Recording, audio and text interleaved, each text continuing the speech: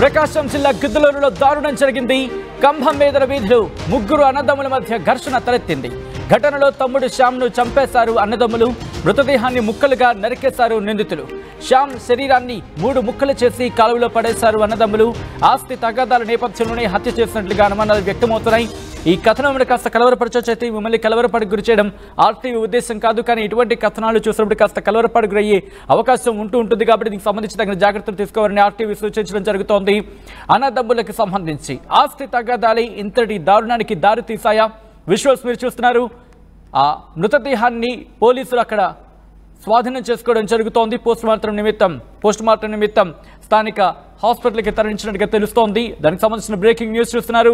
ప్రకాశం జిల్లా గిద్దలూరులో దారుణం జరిగింది. కంభం మీదల వీధులు ముగ్గురు అన్నదమ్ముల మధ్య ఘర్షణ తలెత్తింది.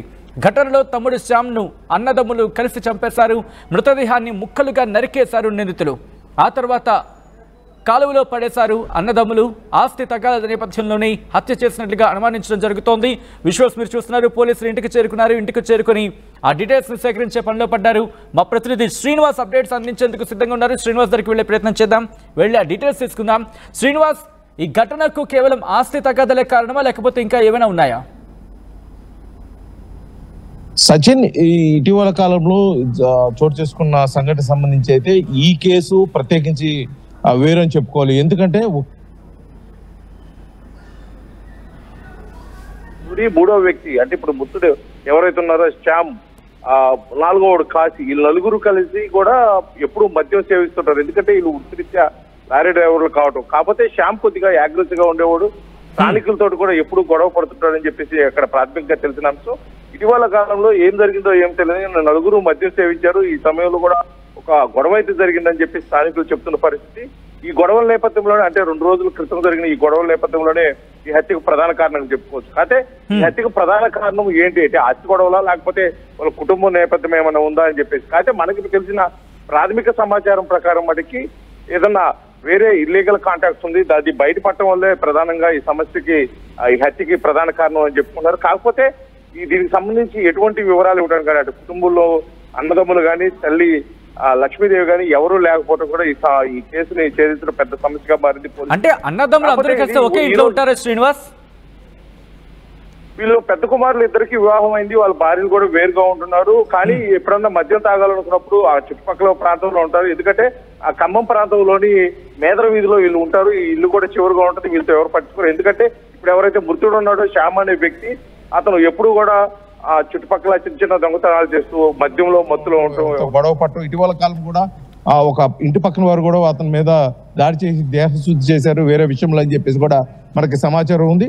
కాకపోతే ఈ నలుగురు కలిసి గత 2 రోజుల క్రితము మద్యం సేవించారు. ఈ మద్యం మత్తులోనే చెలరేగిన గొడవ కారణంగా పెద్దవాడు అయినటువంటి సుబ్రహ్మణ్యం, 2వ వాడు సూరి, చివరివాడు అయినటువంటి కాశీ, ఈ ముగ్గురు కలిసి కూడా అతన్ని శ్యామ్ని, అంటే మృతుడు కడియం శ్యామ్ అయితే ఎవరున్నారో అతన్ని హత్య చేసిన తర్వాత ఆ బాడీని మాయం చేసే ఉద్దేశంతో కూడా వారు ఒక పెద్ద ప్రణాళిక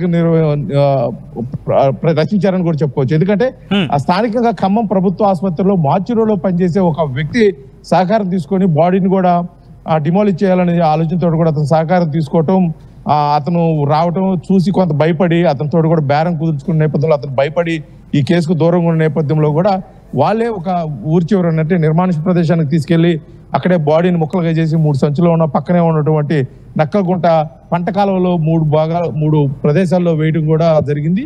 ఇది ఈ రోజు సాయంత్రం పోలీసులు తెలిసిన వాళ్ళకి వచ్చిన సమాచారం ప్రకారం అవి కూడా కలెక్ట్ చేసుకొని అతను ముఖం, అంటే ఒక సంచిలో ఉన్న అతని ముఖం ఆధారంగా కూడా అతను కడియం శ్యామ్ అని గుర్తించడం, గత 2 రోజుల నుంచి కూడా ఇంటికి తాళం వేసి ఉంచడం, వాళ్ళ తల్లి లక్ష్మీదేవి గారు కానీ ముగ్గురు అన్నదమ్ములు కానీ ఎవరు లేకపోవడం కూడా దీని మీద అయితే అనుమానం వెళ్తుంది. కాకపోతే గత 2 రోజుల క్రితం జరిగిన ఈ గొడవకు ప్రధాన కారణంగా అని చెప్పేసి స్థానికులకు దగ్గర నుంచి వచ్చిన సమాచారం మేరకు పోలీసులు అయితే ఆ విధంగా అయితే లోత విచారణ చేస్తున్న పరిస్థితి. ఎందుకంటే దీనికి ఒక ఆస్తి తగాదలే కారణం కాదు. ఎందుకంటే వీళ్ళు బేసికల్ గా స్థానికులు కాకపోవడం కూడా వీళ్ళు మరాఠీ వాళ్ళు ఎక్కడో వేరే రాష్ట్రం నుంచి వచ్చి ఇక్కడ ఉన్నారని చెప్పేసి స్థానికులు అంటున్నారు. కొంతమంది ఇక్కడే మేదర కుటుంబానికి చెందిన వారు అన్నారు. మొత్తానికి వారి గురించి అయితే ఎటువంటి సమాచారం లేకపోవడం వల్ల కూడా ఇక్కడ కేసుకి అయితే పెద్ద సమస్యగా ఉంది. కాకపోతే ఉన్న సమాచారంతో పోలీసులు అయితే లోతుగా విచారణ చేస్తున్నారు. అంటే ఈ హత్య ఎప్పుడు జరిగిందని గుర్తించడం జరిగింది. పోలీసులకు సమాచారం ఎలా అందింది? పంటకాలలో పక్కన ఉన్నటువంటి ఈ 3 మూటలకి కొద్దిగా స్మెల్ రావటం, ఈ దోమ పోయి అంటే వీధి కుక్కలు వాటి దగ్గరికి వెళ్ళి వాసన తోటి వీటన్నిటిని గమనించినటువంటి స్థానికులు, ఎందుకంటే ఇటీవల కోళ్ళ వ్యర్థాలు కూడా పంటకాలలో పక్కన ఇస్తున్నారు, దానివల్ల కుక్కలు వెళ్తున్నాయని చెప్పేసి అనుకున్నారు. కానీ స్థానికులు ఇది కొద్దిగా స్మెల్ రావటం, ఈ కుక్కలు ఎక్కువగా అక్కడికి వెళ్ళటం ఇవన్నీ గమనించి స్థానికులు పోలీసులు సమాచారం ఇచ్చారు. స్థానికంగా ఉన్నటువంటి ఖమ్మం సిఐ పోలీసులు కొంతమంది కానిస్టేబుల్తో కూడా అక్కడికి వెళ్ళిన తర్వాత ఇది మనిషి మృతదేహం అని గుర్తించిన తర్వాత ఎమ్మటే స్థానికంగా ఉన్నటువంటి డిఎస్పీ నాగరాజుకి సమాచారం అందించారు. వాళ్ళ ఆధ్వర్యంలో కూడా పూర్తిగా కూడా ఆ మూటలు విప్పి చూడగా అది ఒక మనిషి మృతదేహం. అక్కడ లభించిన తల ఆధారంగా కూడా ఇతను కడియం శ్యామ్ది. ఇతను గత 2 రోజుల నుంచి స్థానికంగా అంటే ఎప్పుడు లారీ డ్యూటీకి వెళ్ళినా అక్కడ తిరుగుతున్న మధ్య మొత్తంలో ఉన్నా సరే అక్కడ తిరుగుతున్నవాడు, కానీ 2 రోజుల నుంచి కనిపించలేదు. అంటే ఈ హత్య జరిగి 2 రోజుల క్రితమే జరుగుతుంది. ఎందుకంటే 2 రోజుల క్రితం కూడా ఆ ఇంట్లో గొడవ అయింది, అన్నదమ్ములు ఎప్పుడు మధ్య మొత్తంలో అరుచుకుంటారు అదే విధంగా అని స్థానికులుగా భావించినప్పటికీ, కాకపోతే 2 రోజుల నుంచి శ్యామ్ కనిపించకపోవడం ఈ హత్య 2 రోజుల క్రితం జరిగిందని చెప్పేసి మనకైతే స్థానికంగా వారు అంటే స్థానికుల రియాక్షన్ ఏంటి? ఆ గొడవకు సంబంధించి ఏమైనా వాళ్ళు వినడం జరిగిందా, లేకపోతే ఈ అంశానికి సంబంధించి వాళ్ళతో ఏమైనా చెప్పుకొచ్చిన పరిస్థితి ఉందా? శ్యామ్ అంటే ఇలా ఇష్యూస్ జరుగుతున్నాయి, ఇలా ఆస్తి తగాదాలు జరుగుతున్నాయి, అన్నలను బెదిరిస్తున్నారు, ఇలాంటి ఏమైనా అంశాలని స్థానికులతో చర్చించాడా శ్యామ్? కాకపోతే గతంలో జరిగిన గొడవలు వాళ్ళకి పెద్దగా ఆస్తిపాస్తులు కూడా లేవు, కాకపోతే ఉన్న చిన్న ఇల్లు కొద్దిపాటి స్థలం విషయంలో కూడా గతంలో చిన్న వాదనలు జరిగాయి. అన్నదమ్ములు కూర్చొని మాట్లాడుకో, ఎందుకంటే ఇంకా పెళ్లి కావాల్సిన వాళ్ళు ఇద్దరున్నారు కాబట్టి ఇతను కొద్దిగా జులాయిగా తిరగటం, మద్యంకి బానిస అవటం, అదేవిధంగా కొద్దిగా వమనైజర్ కావటం ఇలాంటి ఉండటం వల్ల కూడా వాళ్ళ అమ్మ కూడా ఎప్పుడు ఆశ్రయించుకుంటా అతన్ని తిడుతూ ఉండేదని స్థానికులు చెప్తున్నారు. ఇటువంటి నేపథ్యంలో అక్కడ జరిగిన సంఘటనలో తల్లి కూడా వాళ్ళ 3 అన్నదమ్ములకు ఎవరైతే పెద్దవాళ్ళు 2 ఉన్నారో అదేవిధంగా చివరి వాడికి కూడా 3కి సపోర్ట్ చేసింది. ఒక రకంగా తల్లి సహకారంతో హత్య చేశారని చెప్పేసి కూడా అక్కడ వినిపిస్తున్న వార్త. కాకపోతే జరిగిన సంఘటన తర్వాత అక్కడ ఆ ఇంట్లో తాళం వేసి ఉండటం, ఆ ఇంట్లో ఎటువంటి ఆధారాలు కనీసం ఆధార్ కార్డు కానీ ఫోటో కానీ గ్రూప్ ఫోటో కానీ ఎటువంటి ఆధారాలు లేకుండా చేయటం ఇది ప్రీ ప్లాన్డ్ గా అన్నదమ్ములు కలిసి చేసిన మర్డర్గా అయితే పోలీసులు భావిస్తున్నారు. ఆ కోణంలోనే విచారణ చేస్తున్నారు. ఎందుకంటే పోలీసులు ఒక సోదరుడు సమాచారం ఇచ్చినట్టుగా, అతను సోదరుడు కాదు స్థానికంగా ఉన్న వ్యక్తి, అతని సమాచారం మేరకు వీళ్ళు 3 కలిసి హత్య చేశారని చెప్పేసి భావిస్తున్నారు. గత కొంతసేపటి క్రితం కూడా వాళ్ళ తల్లే హత్య చేసింది, తల్లే 3 ముక్కలుగా చేసింది అని చెప్పేసి కూడా కొంత సమాచారం అయితే వచ్చింది. కాకపోతే తల్లికి ఆ శక్తి లేదు, ఎందుకంటే ఇతను 34 సంవత్సరాల యువకుడు, ఇతన్ని ఆమె సుమారు 60-65 సంవత్సరాలు వ్యక్తి. ఏ క్వశ్చన్ అంటే ఏ యాంగిల్ లో చూసుకున్నా సరే అతని మీద దాడి చేసి అతన్ని అంటే ఇటు 3 అన్నదమ్ములు కావచ్చు, లేకపోతే తల్లి లక్ష్మి కావచ్చు, ఈ 4గురిలో ఎవరినైనా అదుపులోకి తీసుకోవడం జరిగిందా పోలీసులు? లేదు, సమాచారం ఆలస్యంగా రావడం, అంటే హత్య జరిగి 2 రోజుల క్రితం అయినా కూడా ఆ సమాచారం ఆలస్యంగా పోలీసులకు రావడం, పోలీసులకి అంటే కనీసం ఆ పేర్లు తప్పితే ఎటువంటి క్లూ లేకపోవడం కూడా పోలీసులు విచారణ కొద్దిగా అంతరాయం ఏర్పడవచ్చు. కాకపోతే పోలీసుల మట్టికి జరిగిన ఈ కేసుని చాలా సీరియస్ గా తీసుకున్నారు. ఎందుకంటే ఇటీవల కాలంలో పశ్చిమ ప్రాంతాల్లో ఈ వరుస హత్యలు కొంత కలవరానికి గురి చేస్తుంది. ఆ పోలీసులు కూడా సీరియస్ గా తీసుకున్నారు. ఉన్న కొద్దిపాటి సమాచారంతో వాళ్ళ ఫోన్ నెంబర్ల ఆధారంగా ఆ ట్రాకింగ్ సిస్టమ్ ద్వారా వాళ్ళు ఎక్కడ ఉన్నారు, ఎందుకంటే గత 2 రోజుల నుంచి స్థానికంగా ఉన్న ఇల్లు తాళం వేసి ఉండటం, ఆ ఇంట్లో కూడా ఎటువంటి ఆధారాలు లభించలేదు. కనీసం అక్కడ ఏదైనా గొడవ జరిగిన మద్యం తాగారని ఒక ఆనవాళ్ళు తప్పితే అక్కడ గొడవ జరిగినట్టు కూడా ఇంకా లేదు. కాకపోతే అక్కడ స్థానికంగా ఉన్న సమాచారం ప్రకారం పోలీసులు చెప్తున్న క్లూస్ ఆధారంగా కూడా అతన్ని అక్కడ కొట్టి చంపేసిన తర్వాత దగ్గరలో ఉన్న ఒక గడ్డివామ దగ్గర తీసుకెళ్లి అక్కడ ఒక గవర్నమెంట్ హాస్పిటల్ మార్చురీలో పనిచేసే ఒక వ్యక్తి ద్వారా డిమాలిష్ చేసి ఆ బాడీని మాయం చేద్దామన్న ఆలోచనతో కూడా అతనితో కూడా బేరం కుదుర్చుకున్నారు. ఆ బేరం కుదరకపోయేసరికి ఆ బాడీని వీళ్ళే ముక్కలుగా చేసి 3 బస్తాల్లో వేసి అక్కడ ఉన్నటువంటి నకలగుంట పంటకాలంలో వేశారని చెప్పేసి అయితే అక్కడ ఉన్న ఆధారాలు బట్టి స్థానికంగా తెలుస్తుంది.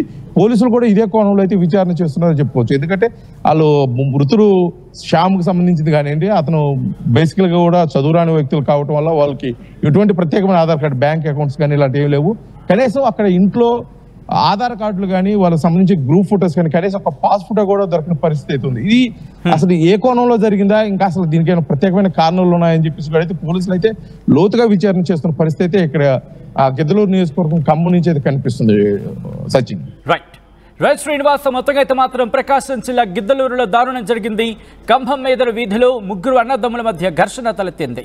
ఘటనలో తమ్ముడు శ్యామ్ను చంపేశారు అన్నదమ్ములు. మృతదేహాన్ని ముక్కలుగా నరికేశారు నిందితులు. శ్యామ్ శరీరాన్ని 3 ముక్కలుగా చేసి కాలులో పడేసినట్టుగా తెలుస్తోంది. అన్నదమ్ములు ఆస్తి తగాదాల నేపథ్యంలోనే హత్య చేసినట్లు అనుమానిస్తున్నారు పోలీసులు.